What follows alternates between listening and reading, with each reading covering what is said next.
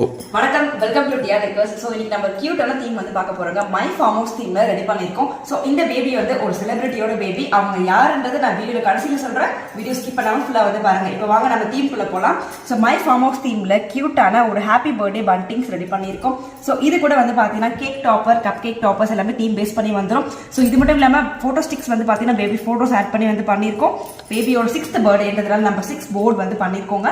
பாத்தீங்கன்னா baby cut out வந்து ready பண்ணியிருக்கோம். ஜோஹன் டானின்ற பேபி நேம் போட்ட மாதிரியான ஒரு நேம் ஸ்டாண்டு.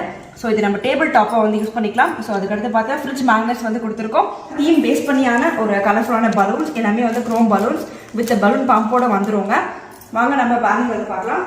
ஸோ இந்த பேனர் வந்து பார்த்தீங்கன்னா மை ஃபார்ம் ஹவுஸ் தீம்ல ஹாப்பி பர்த்டே ஜோஹன் டானிக் அப்படின்ற மாதிரியான ஒரு தீம் கட் அவுட். ஸோ இது எப்படி இருக்குன்னு வந்து பாருங்க.